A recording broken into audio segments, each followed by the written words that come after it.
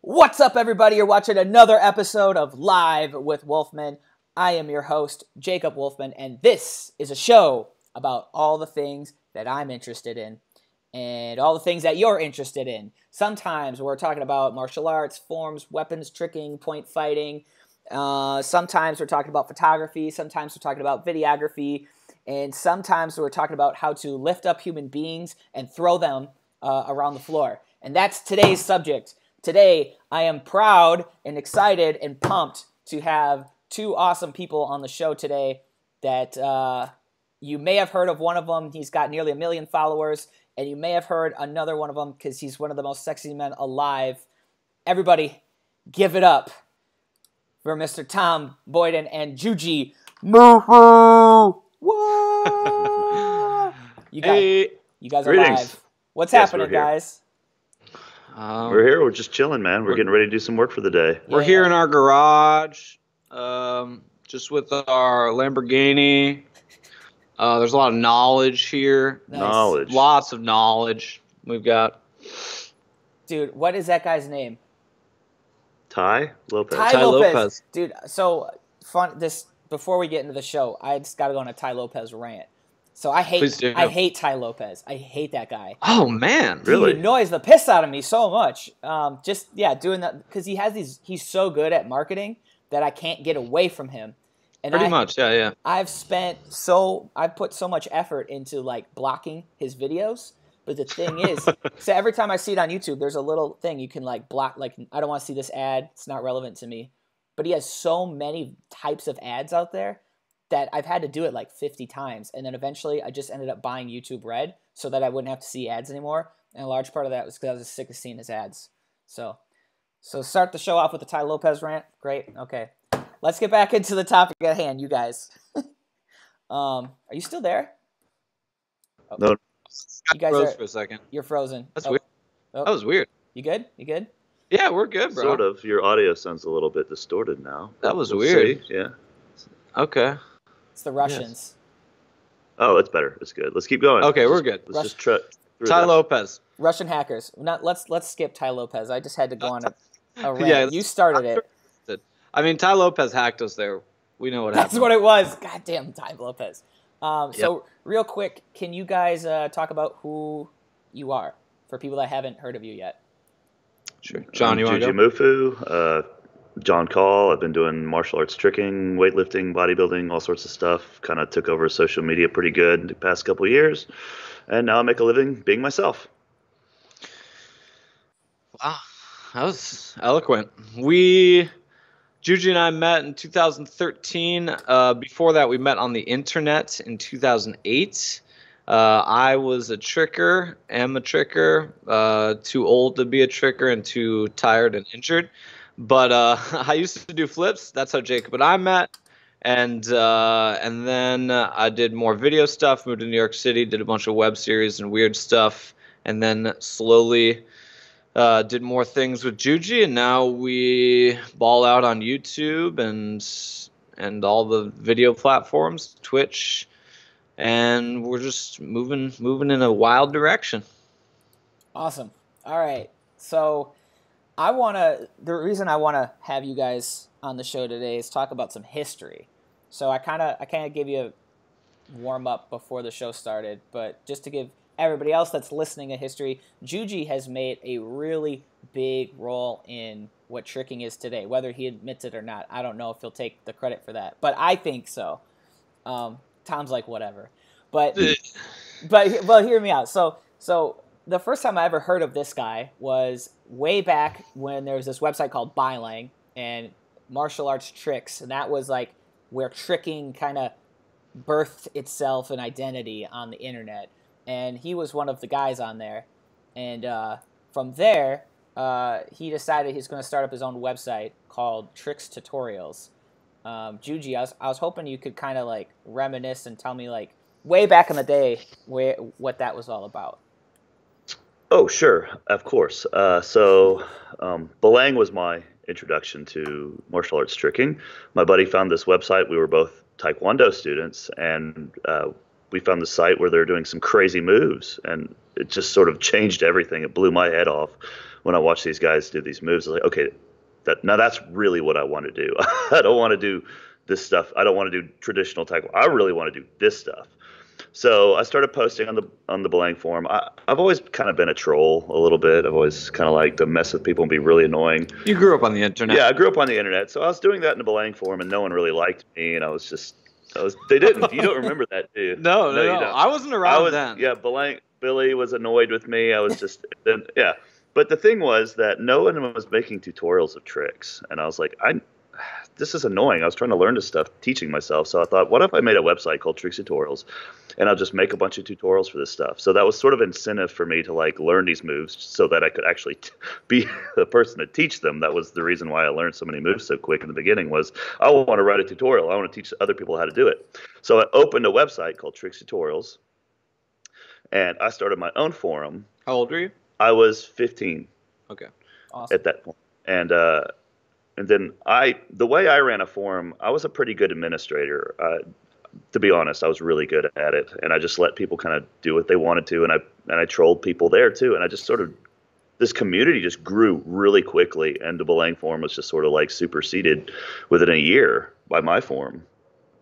I mean, people would rather post on my forum and have fun and post memes and all these other things before memes were a thing on the internet. And I let them do it. And Belang was a little bit more restrictive and a little more serious. And so that wasn't my intention. It's just I kind of created my own little home and Tricks Tutorials, and everyone loved it. So that's where it went. I grew the biggest community of tricksters before social media.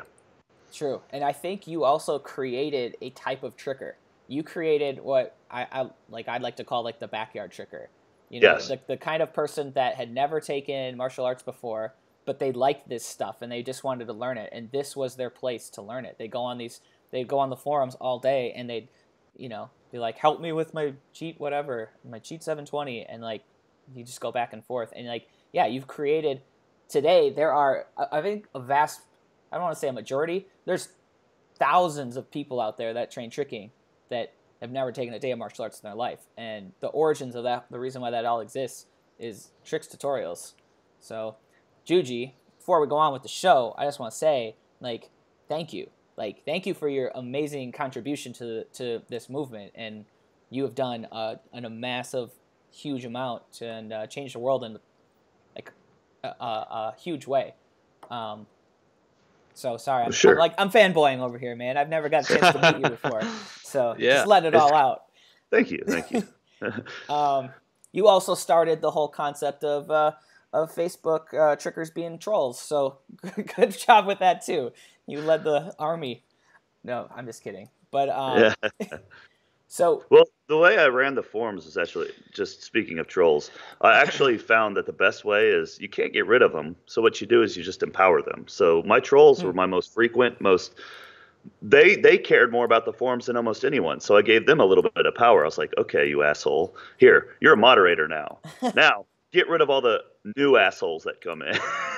and it worked.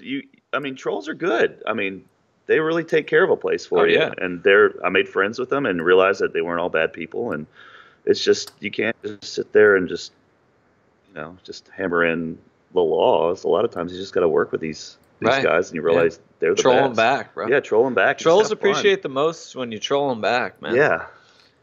Pretty much our online presence is just based on trolling.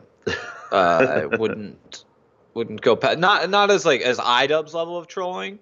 But definitely like a high level of trolling is involved, and just making fun of ourselves, and people just like that kind of community, and that's why Tricks Tutorials is a great place. You could just dick around there all day, and people would be down with it. Yeah, there's a lot of like the thing with we keep calling it trolling, which gives it like a negative connotation, but it's freedom is what it is. It's freedom to express yourself and talk and do whatever you want, and that completely correlates to what tricking's all about. You know, like especially with the backyard trickers, they have this this feeling of like there's no right and wrong. This is how I want to do my thing. Don't mess with me. You know, just let me do my flips and stuff. So anyhow, I wanna ask you another question, Juji. So from what was the point where you were like, I love tricking, and then you're like, I like bodybuilding. Like, when did that occur? Sure. Well, I started weightlifting when I was 18, but it wasn't for bodybuilding. It was to get better at tricking. Because I made the observations like all the best athletes in the world lift weights, period. So I was like, if I lift weights, then it'll make me better at tricking. So that's why I started lifting weights. But I kind of got obsessed with it, and then I started having to balance the two because the weightlifting was becoming such a big thing for me that it started interfering with the tricking. But I liked both, so I just sort of balanced them out. But it was when I was 26 years old, that's when I started actually like building for mass to get bigger, bodybuilding. I was just getting older, and I noticed my tricks were starting to deteriorate. And I was like, you know what? I work out like 2-3 hours a day at that time. I was like, I'm tired of looking like someone who just doesn't even look like they work out when they're wearing normal clothes. I just want to be the big guy for once. I just want to do it. So I knew how to do it. I never did it because I was trying to stay small for tricking. So I just blew up real quick, and then boom, here I am. Just a fucking giant tumor jumping around. It's fantastic. I love it. And one thing that you've done, which I think why you stand out, why so many people are enamored by you these days, is that you're the big tumor, but you still got the flexibility, right? Like, how did you manage to keep that? Oh, the flexibility and the size is easy. It's the being able to jump at this weight that's hard. So the flexibility never got interfered with by the size. It was just when you're jumping and you weigh 240 pounds instead of 175 pounds, it's more than twice as hard. It's literally more than twice as hard to do the moves. Well, I mean, I think the average person fix my misconception here, but I thought that like as you build more muscle mass, you kind of like tighten up and like you'll lose flexibility. Is that true? Is that a myth or? Yeah, it's. I mean, your muscles. I mean, what can happen is your muscles is called absolute restriction of range of motion, where they actually physically get in the way of actually being able to do certain things, like, touch both hands behind your back or something. There's just so much mass you can't do it. But in terms of just like the splits and back bridge and stuff like that, it's not a big deal at all. Interesting. Tom, are you doing weightlifting these days now that you're like hanging out with Juji all the time? Are you focused on that, or? Yeah, currently I am. Is he kind of like your? Well, I would say he's my. Let's say he's my. He's my Emperor Palpatine to my Anakin. Like, he's turning me to the dark side. Do you know what I mean? Okay. I used to be a tricker and be all freeform and hippie-ish. I'd be like, yo, man, I'm going to lift weights, but I'm focused on tricking. I want to jump high and jump gooder and backflip like a bro. And then Right. and then I started working with him, and it was in March. I approached him in January, and at the time I wasn't lifting. I hadn't lifted since I was 19, so about 8 years, and I had a really bad tricking injury, so I hadn't really done much in a few years other than yoga. I'm a certified yoga teacher. You guys hit me up if you want to join my 80s style acrobatic yoga class. It's like Really? the best. Yeah. 80s style acrobatic yoga class. Sounds Yeah, crazy. it's called Voga. There's actually Vogue poses intermixed with the yoga. It's kind of my thing. Anyway, aside from the yoga, I met him, and then I started doing weightlifting stuff, and he was talking about Thick Tom. That's what's up. Now I'm Thick Tom because I've gained 20 pounds since working with him, 165 to 185. Dang. Well, actually, almost 25. I was like 160. And tricking sucks when you gain that much weight. Right. Everything feels like there are weights on top of you. But yeah, I've been weightlifting, and my deadlift has gone from like 265 pounds to like 385, and I've got biceps. Nice. It's good to hear, man. I'm proud of you. It's pretty cool. But I just really like it. I mean, yeah, it's much more enjoyable than tricking at this point in my life, because tricking hurts.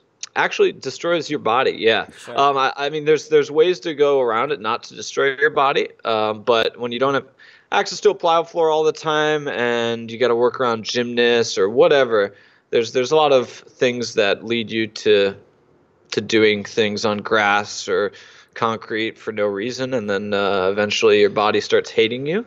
I believe the last time I did a backflip on grass recently, but I did a bunch of tricks on concrete for the Bleacher Report when they came here, and yeah, that was a time. Did you get hurt? So you guys have worked with like a ton of media outlets. Juji, you've been on America's Got Talent. We said Bleacher Report. I think I've seen you on a Microsoft commercial.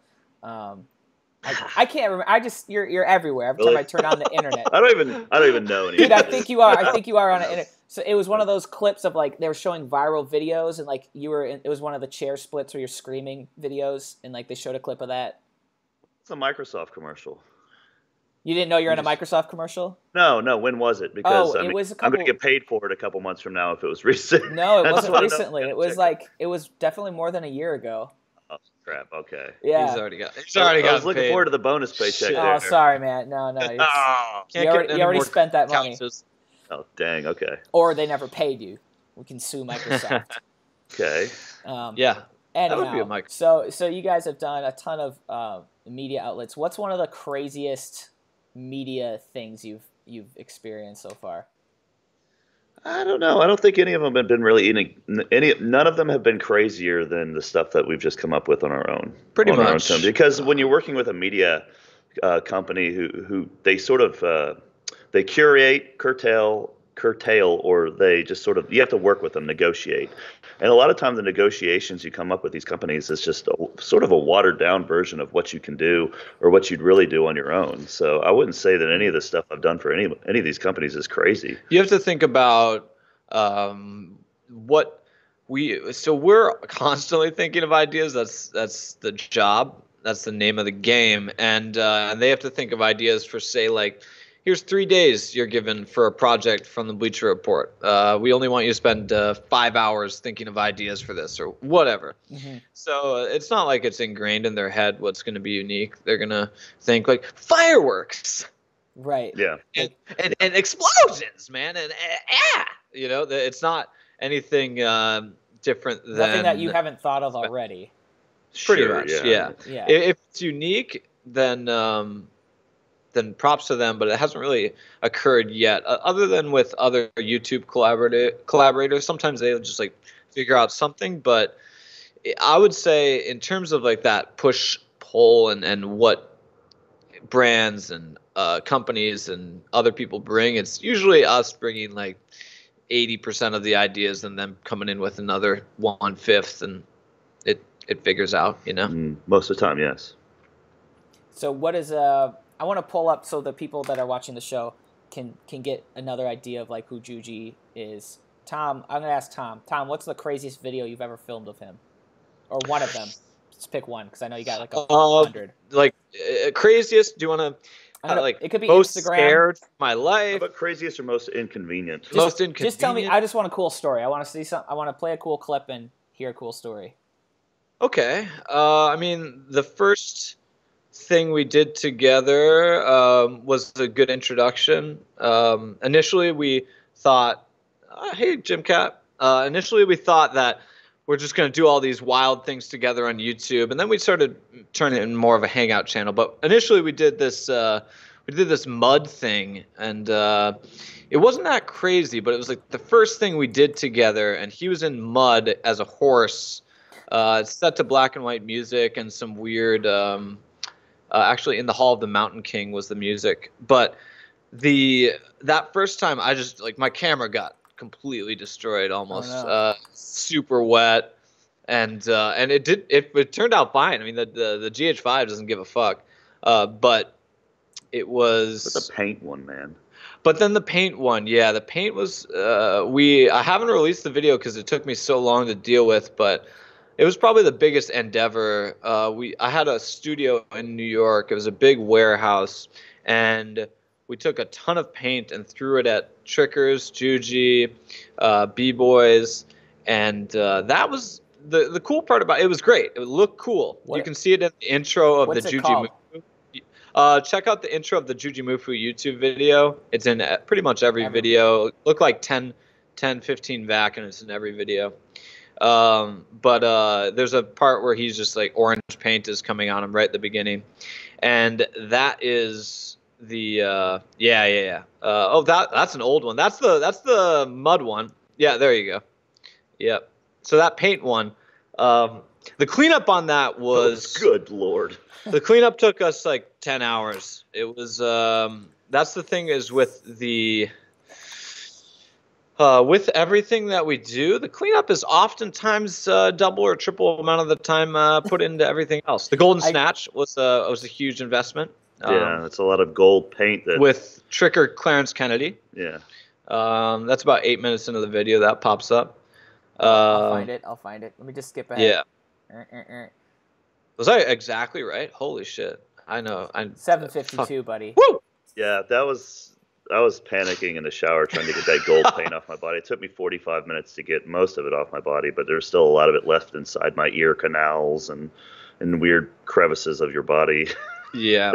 It's just like, wait, what? Yeah, it's so I got a lot of people out here, followers that want to learn about how they can like do what you're doing. Maybe not be a crazy weightlifting guy, but like find a way to take who they are and their love and then turn it into a career. Like, what's some advice you have for them, particularly through the internet, I guess, through this kind of well, it's going to take at least 10 years. Okay. Yeah. It doesn't. Yeah, you can't just like you can't start working out and then a year later start an Instagram and then a year later be doing what I'm doing. It's going to take at least 10 years. But 10 years? Yeah, dude, it's going to take 10 years. I'm talking about that, but continue. It's going to take, dude. Find me someone that is doing this that hasn't been doing it for. I mean, talking about training. I mean, everything that culminates to the point where they're actually like, oh, sure. I make a living just being me. You know?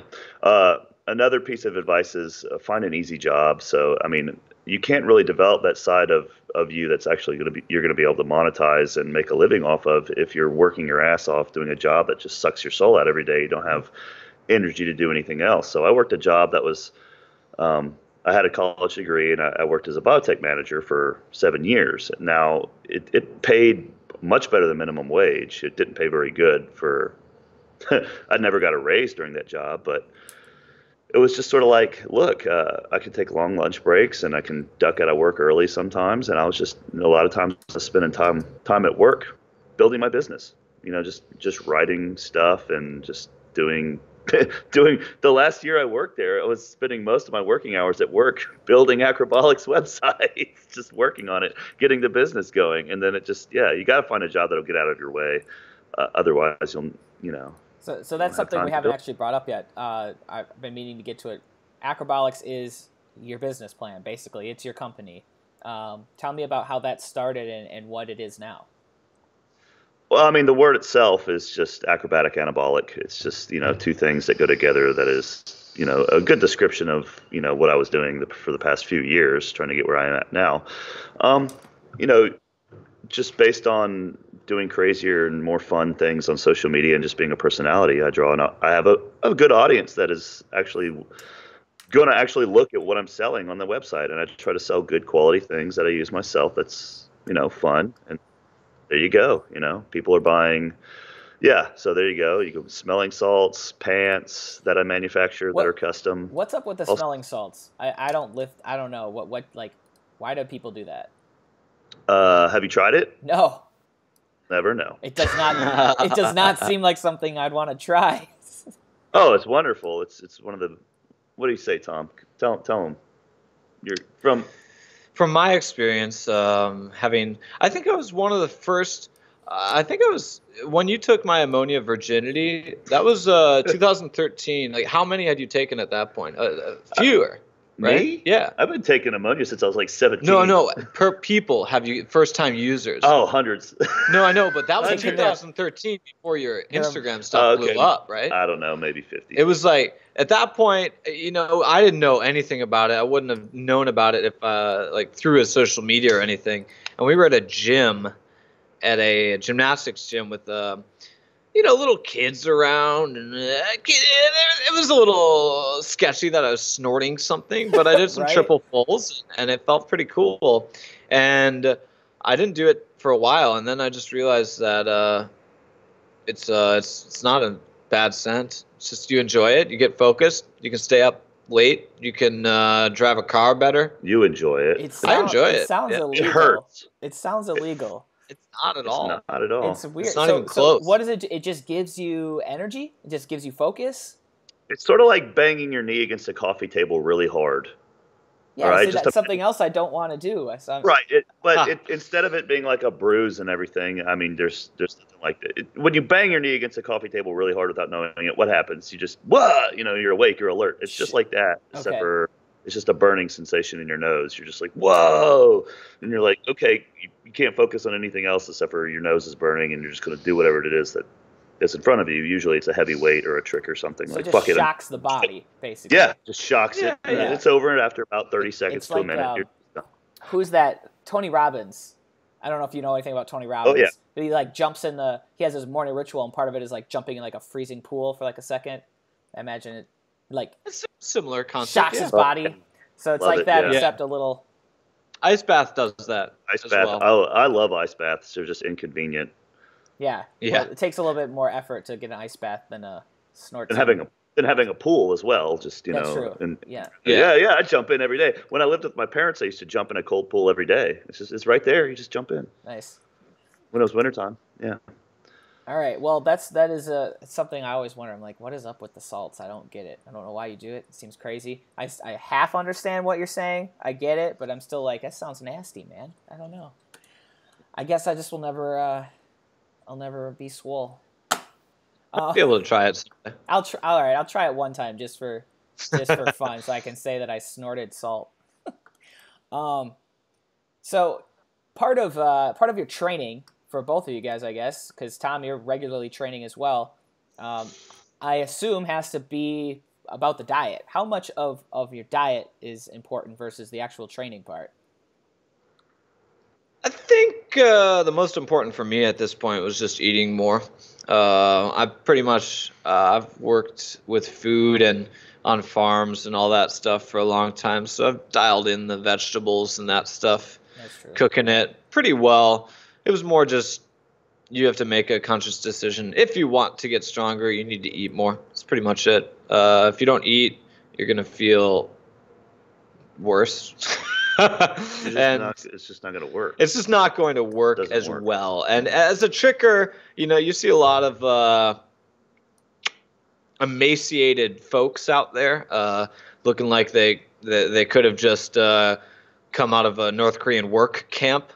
And weightlifting, you can't get away with that. Tricking, it's just like you can, and then just eat cake batter off the floor. But it's a little different for weightlifting. It's more about eating more and just being consistent with it.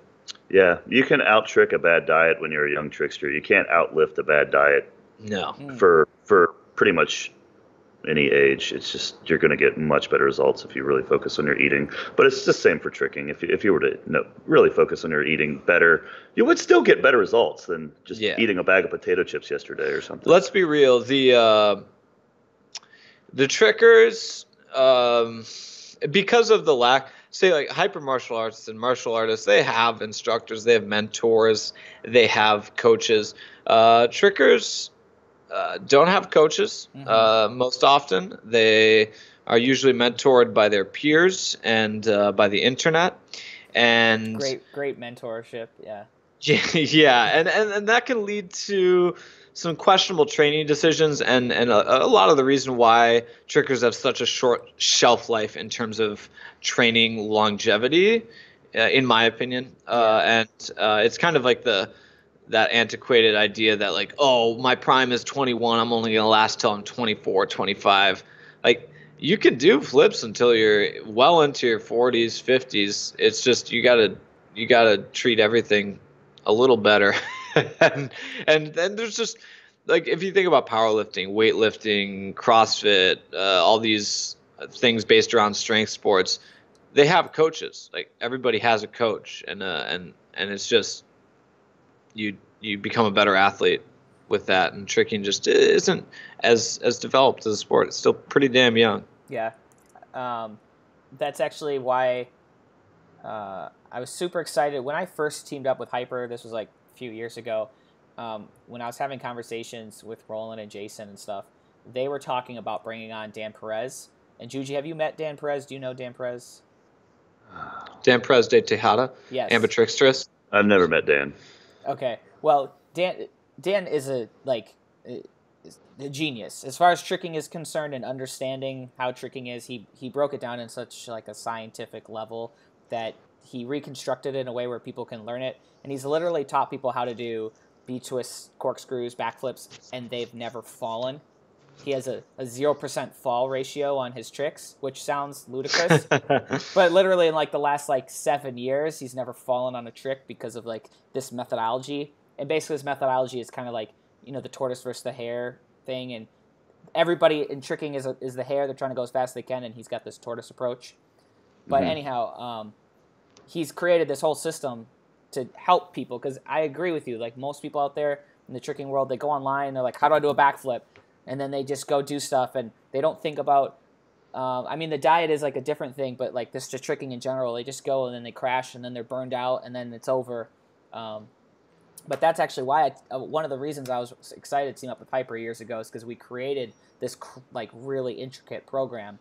So anybody out there that's listening and you haven't checked out Hyper Trick School yet, there's my plug. If we're going to just be doing plugs all day, we got a Hyper Trick School plug, and also go sign up for Tom's yoga while you're at it. Please. Voga. Please. Voga.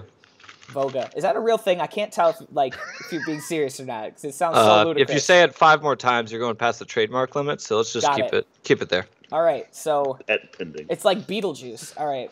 Yeah. I wouldn't put it, Tom, I still am not clear if it's real or not, but I wouldn't put it past you to create an 80s style yoga Vogue thing. I really wouldn't. All right. I got some more questions for both of you guys. Tricking. Who were your inspirations? Who were your tricking inspirations? I liked Chris D'Avera. He was the first person I actually saw do anything. It was the first video I ever watched was Chris D'Avera. I had the pleasure of meeting him a couple years ago. He's as cool as I wanted him to be. I like Steve Tarada. I got to meet him a couple years ago too. It was it was nice to finally meet these guys. Didn't Steve Tarada stand in line at a Feta Expo? Yeah, he actually stood in line. It's funny. He stood in line. I've been trying to meet him for years when things started working out for me on social media, and he actually stood in my line for 25 minutes or something. And the next person coming up to take a picture with me was frickin' Steve. I'm like, whoa! I was like, I want a picture too. It's like, take a picture. Like, here's my camera. Take a picture with Steve, with me and Steve. It was fantastic to finally meet him. That's pretty cool. I can name a lot of old school tricksters. I can't really think of it. I can't really think of anyone that's that I have bad blood with in tricking. Honestly, I think I got past any of it I've ever had, but I never really had much of it. I always had a respect for a lot of them. I did. I don't know. The fitness world is different. I think a lot of people are just doing things, taking themselves too seriously. Tricksters, for the most part, I don't know, maybe they're too young to take themselves too seriously that young. I don't know. Well, they get along. They're really good. And the fitness world is defined by people that are. Fitness is vastly more monetized than tricking. So it's just kind of a dog eat dog type thing, and tricking is like, oh, we're all friends. Oh, you have a kendama business? Yeah. Oh, sick, man. I'll give you like $15 for that wooden thing, and I'll put it on my social media for free because nobody actually cares about anything except me posting clips on Instagram. So tricking culture. I'm very thankful I came from tricking culture and got into fitness culture after having been so inundated in tricking culture for so long. It's a blessing, actually. Yeah. I mean, we grew up on the internet through tricking, and that was it was much better than a lot of communities you could grow up on the internet through. Let's be real. Yeah. And it's better than ISIS. Better than ISIS. Yeah. Better than 4chan. Better than a number of places. And I mean, my tricking idols and inspiratories are Rasmusat. Definitely. Oh yeah. Definitely up there. I would say he's just like far and beyond Rasmus number one. Let's get some art playing in the background while we talk. Please do. I love art. I mean, Atos came out with a video called Root. That was about the first video in 5 years. I have no idea. I mean, the guy, it's like still tricking, you know, and it's fantastic, and he's just always been a guy to be inspired by because he puts a lot into his videos, and he does unique tricks, and he just keeps going. He just has a cool attitude too. He does, yeah. He's just a good person. He is. He's a good dude, and other than that, yeah, for me, it was a lot of European tricksters coming from a backyard tricker background. You know, a lot of the older school American trickers were more martial arts oriented, and I didn't relate as much. So I was more of a European guys, Teddy, Ott, Mogwai, Nan, and Mem, and those Norwegian mothers. All those guys, man. Who I just met. I went to Norway to get a giant Thor's hammer built for Juji, and I met a few of the guys from Mem and the old school trickers. It was pretty cool. Nice. Did you meet Mogwai? No, I met Mogwai when we went to HK World Championship. Oh, that's no. Mogwai wasn't there. No, he was there. Yeah, Mogwai was there. That's right. That's 2010, maybe, and I was 2009. Dude, that event had the potential to be the greatest thing ever. It was still fun. It's still a lot of fun, but there was a lot of things going on with that event. Remember, I mean that was a hardcore event. There was big ups, big downs. I mean, it was the Vivian got hurt. It was that was one of the saddest moments I've had at a tricking event or any athletic event was when Vivian got hurt at that thing. That sucked. That event was the precursor to the Red Bull Kicking It, like what it exists today. It was like kind of like the testing grounds. Right. And it's supposed to, I don't know if you do this, but that event was supposed to be like stupid big. Like Chris Brown was supposed to be there apparently. The Wu-Tang Clan was supposed to be there. I'm not kidding. Like these guys, these crazy. So the story is Guy De Silva was like a not a breakdancer. He was a backup singer, or not singer, right? Backup dancer for Chris Brown, and through that he met all these like high level like hip hop guys and like the Wu-Tang Clan, and they were like, "Yo, we'll fund it. We'll come out. We'll do this thing." And then the guy that owned the building was like, "Nah, I'm doing it." And they had this big war. And then he was like, "Well, forget it." He's like, "Chris Brown's gonna come through. Forget Wu-Tang, this whatever." And then it just turned into this whole thing. It was the weirdest event. I shouldn't be talking. That was some drama. Yeah. Drama. I remember the drama leading up to that because I was friends with all the Las Vegas locals, and they knew the HKPK guys, and it was just. Yeah, it was some weird drama before that thing happened. Yeah, what was the guy's name? Who owned HKPK? It still exists, doesn't it? His name's Jeff. I don't remember his last name. Jeff. Yeah. It was. It's still around. I think it's still okay. Like one of the biggest places to train in Vegas. Sure. Yeah, it was just it was a weird trip. Thick Tom was definitely in some Jacob Wolfman videos there. I remember that. Mm-hmm. I was doing some booty dancing in those videos. Mm-hmm. We can get a little bit of that playing. I actually played that on the show the other day. I had to like bleep your part, but yeah, that's the usual. Gotta bleep. You've already broke my cussing rule on this show today, but that's cool. I only said one. I think I said one. Yeah. I'm not bad. It's all right. I'm going to get demonetized on YouTube now. Yeah, right. Thanks a lot. Not safe for advertisers. Yeah, it's fine. It's because we have a hammer in the background here, so they're kind of like, this is done. Tom, have you ever told Juji about our Amsterdam adventure shit show? Oh no, that was interesting. That was we tried to make a documentary in like 3 days. In Amsterdam, and about this kid who was on their version of America's The Voice. The Voice, the Amsterdam version of The Voice, or Voice of Dutch Holland. Voice. Yeah, The Voice of Holland. Yeah. And we had very, very limited resources, and we bit off a lot more than we could chew, and we were up Yeah, we were doing it for like 18 hours a day. It was pretty. It was insane. It was a lot of fun. It Yeah. should have happened, but then you had the hard drive. Oh yeah, the hard drive my crashed. computer died too. I was working on like Dude, that was so sad. Really bad computer trying to edit this footage, and it was yeah, that was an endeavor. We put a lot of effort into it, but it was a good learning experience. I learned a lot from that. We back up your stuff. Yeah, back up your stuff and don't suck. Patrick's here. Patrick Meyer's here. Let me go. I have a guest coming in this afternoon. I have guests coming all the time. All the time. I have one coming up. Let me go greet him real quick, Jacob. No worries. Yeah, we can talk about some dumb things. Some dumb things. Yeah. Yeah. So yeah, the story with Amsterdam. I was reminding Tom about this, but that was actually a very pivotal point in my life.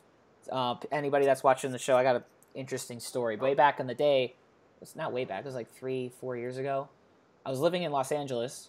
I had an opportunity to fly to Europe essentially for free. Long story, doesn't matter. But the only way that I could afford to do that is if Patrick.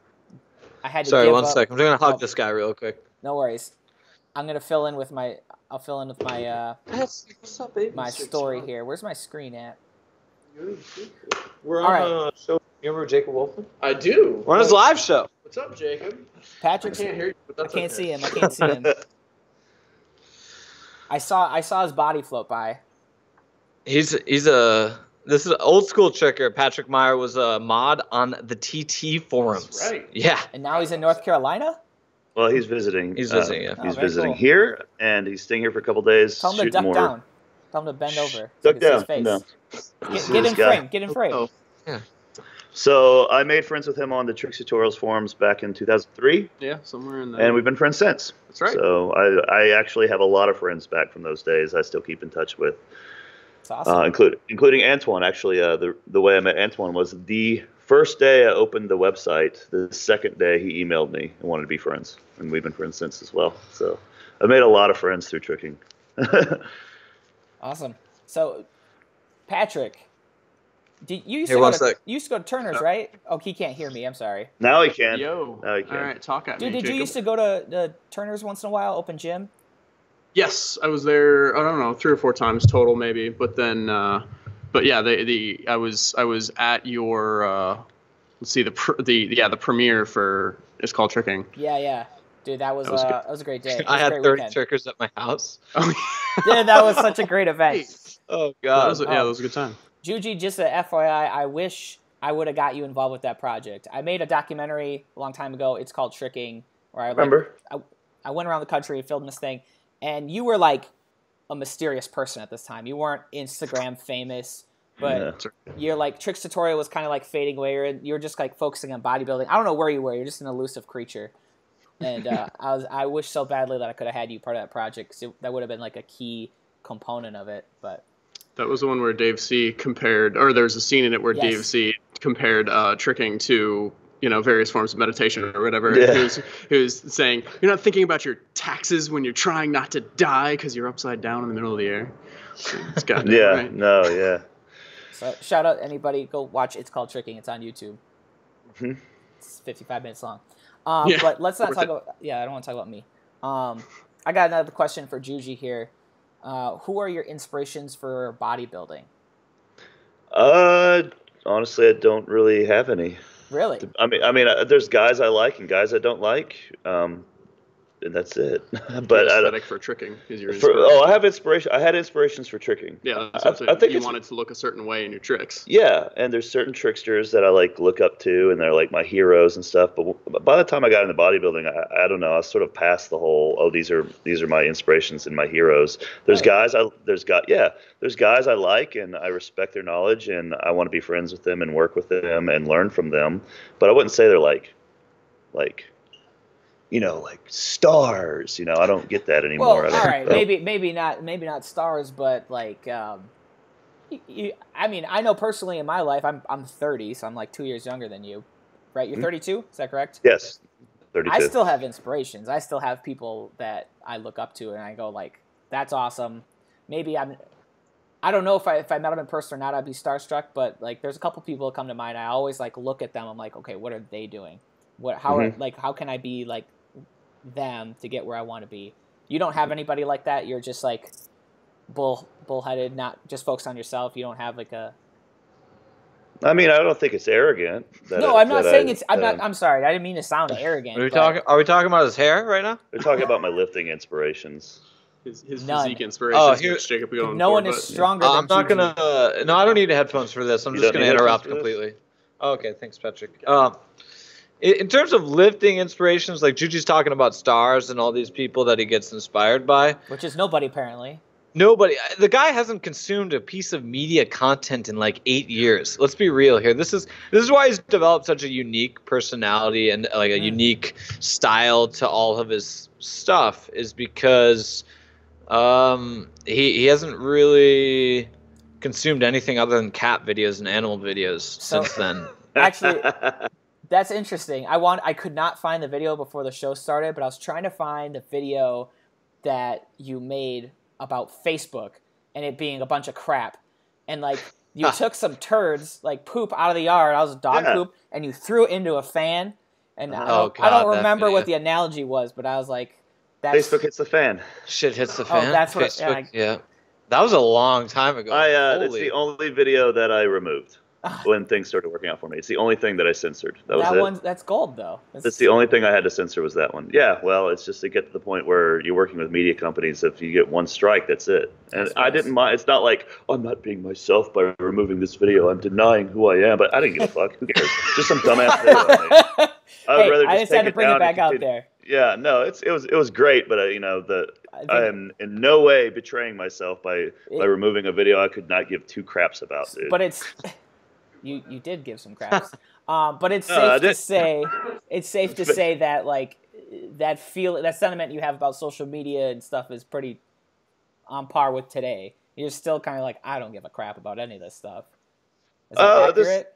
I feel like social media is like a double-edged sword. It's either the greatest thing that you could ever do to leverage to really make the craziest life possible for yourself and the best life, or it could just completely ruin your life, just depending on whether the ratio of consumption versus creation is. I mean, I spend more time creating and posting things than I do sitting there scrolling down, seeing what other people are doing, checking up on guys, and just, yeah. Yeah, it's the same. Like, Jacob messaged me, and he's like, dude, you haven't posted on Facebook in a long time. Are you alive? And I'm like, I just don't do anything except consume content that's actually enjoyable and I can get inspiration from. Like, I don't go to Facebook anymore. I'm barely on Instagram except to check out them booty models. Not booty model. Thick boys. Thick boys. I don't know where I'm going. I got a Pinterest addiction. Pinterest. We're addicted to. Both of us are just like scrolling Pinterest over and over again. Sit on the couch. Oh my God! Look at this interior design. That color palette's brilliant. Well, dude, garage gym ideas. Wow, look at all the minimalist designs here. But really, it's just like Juji said, is that you can get to this level of caring so much about your Facebook and about the likes and all this stuff, and I don't even look at the views or the subscribers we get for YouTube or the. We're trying to get Juji to Instagram 1 million followers because that's a huge milestone. Well, you're close. You're close. He's really close. He's like 19. Is he 13K away? Yeah. Yeah. You just bumped up a bunch recently. Yeah. I've been looking at that, but that's his. You know, that's like occasionally you have milestones that are like, oh, that's fucking huge. But if you could just get like that like. Consuming and creating. If the consuming's up here and the creating's down here, it starts to get unhealthy. But then when you switch it up, it's like you're feeling it's good. You switch it up, and then all of a sudden you can actually make a living just being yourself. Right. I mean, let's be real. It wasn't until I created an Instagram account. I was doing this crap forever, dude. In 2000, I was making the same dumbass videos. Yeah. I was posting training montages and whatever, and teaching videos. And until I went, oh, wait a minute, you got to post it where everyone's at. But remember when you talked to me about Instagram at Patrick's house? Yeah. That was the first time, 2013, before, like, he was just starting to get into social media. He had like 8K likes on his Acrobolics Facebook page.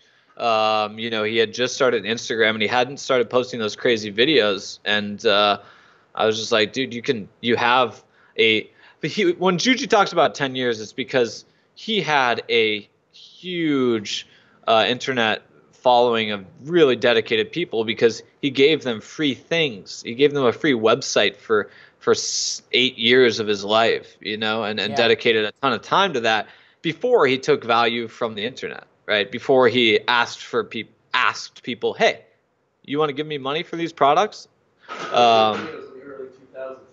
Yeah, he gave tons of free value for a long time before he started asking for things from people, I know. You sound like Gary Vaynerchuk. Yeah. I'm Jab, kinda, jab, jab. I right did. hook or I something. did. That's I it. jab, right hook, left hook, baby. Well, the first 10 Hustle. years, it was just jab, jab, jab, jab, jab, jab, jab, jab, jab, jab, jab. Yeah. There was no right hook. Yeah, and mine was just. And now you're starting to throw some right hooks now, though. This the whole Oh, time. sure. Get your butt out of my face, Tom. It's too thick for me. It's Dang. too thick. It takes up too much of the screen. It's your fault, Juji.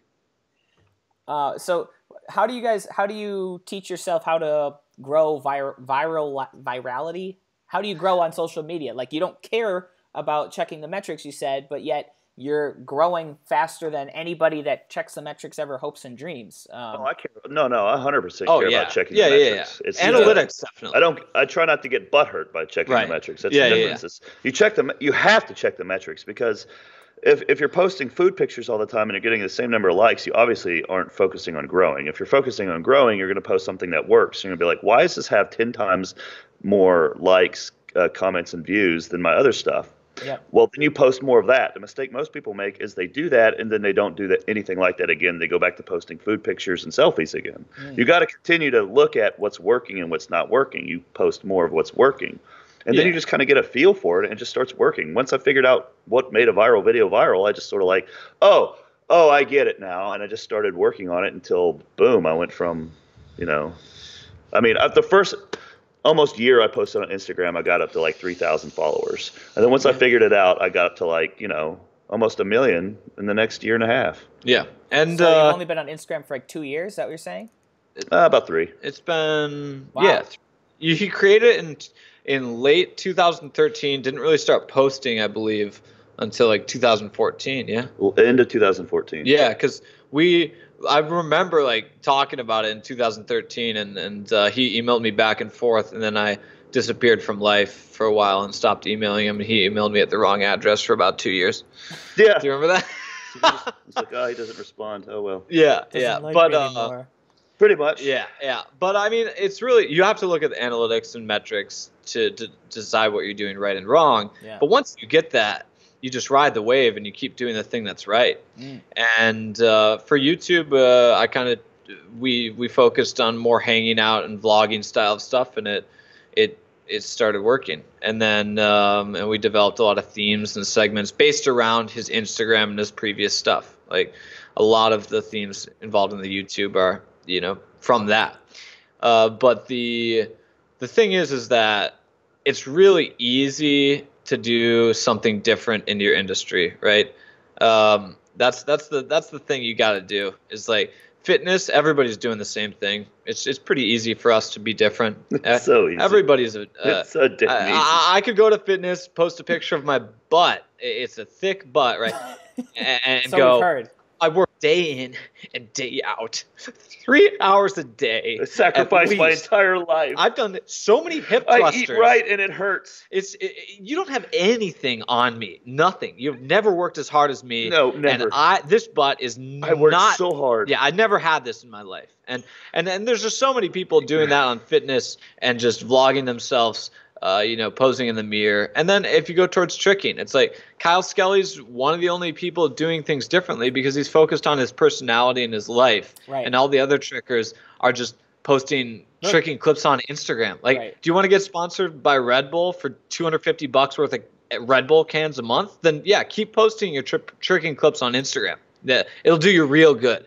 You can get sponsored by the local energy drink company. Okay. But honestly, if you want to succeed, and I just don't see it from any trickers. That's the sad part about it, other than Kyle Skelly.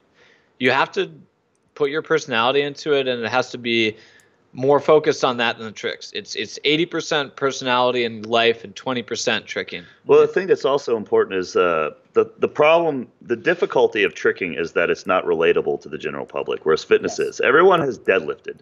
Everyone has gone to the gym and lifted weights. They can relate. So and it's all metric. It's all measurable. Like the amount of weight on the bar, they can actually see like, oh, he's lifting this much. That means he's this much better than me. When they watch a tricking video, they're like, what is that? Yeah. I don't get it. That's so cool, but I don't want to watch anymore. But, they watch me do a backflip. They understand a backflip. They understand it. They see how large I am, and then it's relatable. It's sad, but at some tricking expos I've gone to, I felt like a criminal. I felt really bad inside. Like these trickster kids are just like killing it on the floor. And I'd walk out there and do a backflip and the entire audience would lose their goddamn minds. Right. I want to take pictures. Like, I'm sorry, guys. I know what you did was like 400,000 times harder than that stupid backflip I just did. Right. But that's the way the world works. They want to see something relatable, and tricking for the most part isn't. So no, I don't know. You got to figure out a way to make it relatable to people. Exactly. I think somebody with a high level tricking skill set, they have a huge advantage over somebody that doesn't have any tricking skill sets. All they have to do is they have to figure out that other piece of the equation, right? They have to figure out like what's that thing where I can bridge the gap between this crazy extreme thing I do and the human population. How do I tell that story? And a lot of it's personality and vlogging and filling in the gaps. It's not just trick montages. It's, hey, this is my life. This is what I'm working on. I'm progressing. I'm building a story here. I'm going somewhere. Awesome. Yeah. I mean, in some ways, that's kind of what I'm doing with this show. I can hardly kick above my waist anymore, and good luck seeing me do a backflip.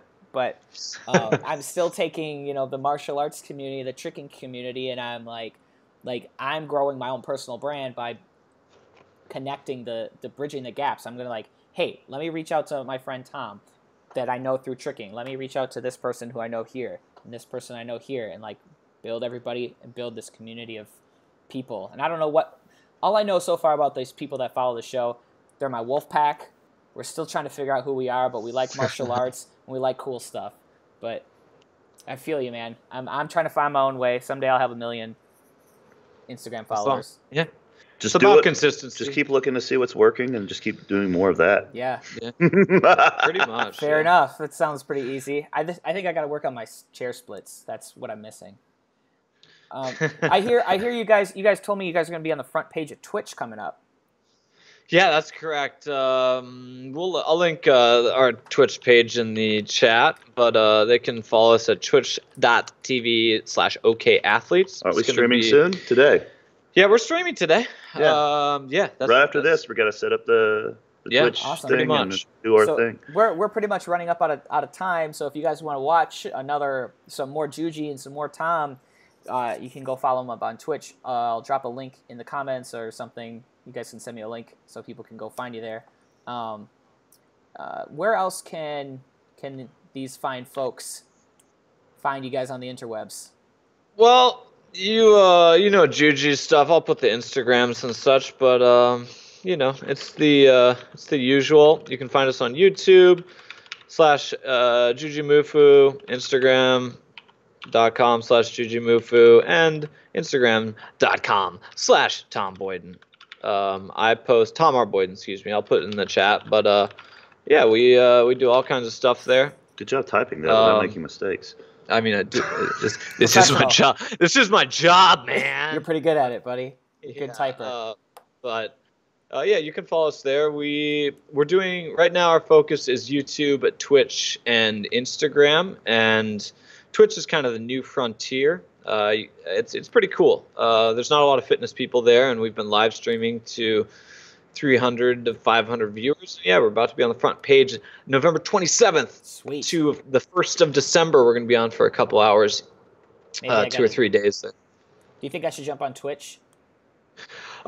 Twitch is valuable, but you're on YouTube and the Facebook. Am I correct? Yeah, I'm actually using a site. It's called Restream.io, and it allows me to broadcast through both at the same time. I don't know if I think for what you're doing, what show you're doing, Facebook and YouTube is valuable. I mean, Facebook is definitely the most valuable for you. YouTube is kind of liquid garbage for live in my opinion. what I'm That's why we finding, went too. to Twitch. We went to Twitch because they just have it down, and there's a unique niche there that we're kind of taking up, and I also stream games on there as well on the channel. So Well, if you're an octopus and you have more arms, you're better. it's true. So we need more social media arms. Yeah, we're a diversified Just- octopus. Just taking things over. Yep. Do you do Instagram Live? Nah. He does yet. stories often. I do but, stories sometimes. I don't know. I think we're gonna stick to Twitch and just get really good at it and just steer people over there for live things. Yeah. Basically, it's gonna be. The thing is, it's less of a it's less of a like Instagram Live. People put that on. They're in the car and they're just talking to people. They're just it's absolute a travesty of a content system. It's like the original and educational content of a mere selfie, right? I watched one where one guy, I'm not going to name his name, Yeah. but he's popular. Okay? Sure.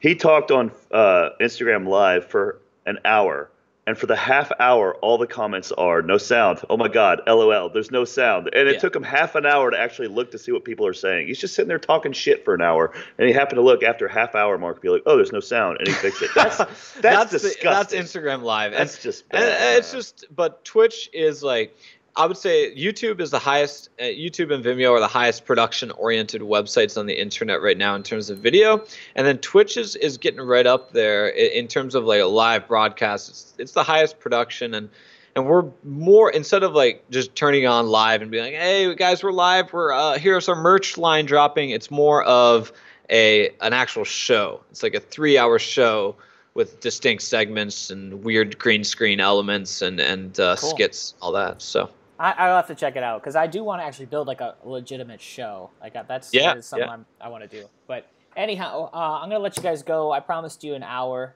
and it's been an hour and 7 minutes, so I broke my promise. Oh, that's perfect. But I just want to say thank you to my wolf pack that regularly tune in, watch every episode. Thanks to all the we got a big influx of your fan base coming in. So what's up, everybody? You want to see more episodes of martial arts stuff? Just hit live stream, follow, do the internet thing so you can see more of this stuff. I got a Facebook group called Live with Wolfman. You can join. Juji, Tom, I want to thank you guys for coming on the show today. Super awesome to finally get to meet Juji, somebody that he's been on my bucket list to meet for since as long as I've heard of how to do Cheat 720, basically. So, that's a soul trick. The Yeah. Cheat 720 kick is a soul trick, man. That was my first trick. Oh, nice. I was a blue belt in karate. It was a 2002, I think. I don't know. There we go. Wow. Long time ago, man. Long time That's ago. so good. Yeah. Yeah. So anyhow, hey man, Tom, it's good to see your beautiful face again. Thank you. I hope you guys have an awesome rest of your day. Crush it. Do your thing. And good luck. Get that million Instagram followers. That'd be sweet. Thank you. And go lift some crazy stuff. What are you going to do for your million? Do you got a plan? Yeah, but it's getting closer and closer, so I'm going to have to hurry up with it. Awesome. All right. Well, I can't wait to see what it is. All right. I'll let you guys go. Thanks, everybody. I'll see you tomorrow. We got Sport Karate Radio jumping on the show tomorrow, so stay tuned for that. We're going to be talking Sport Karate. Peace.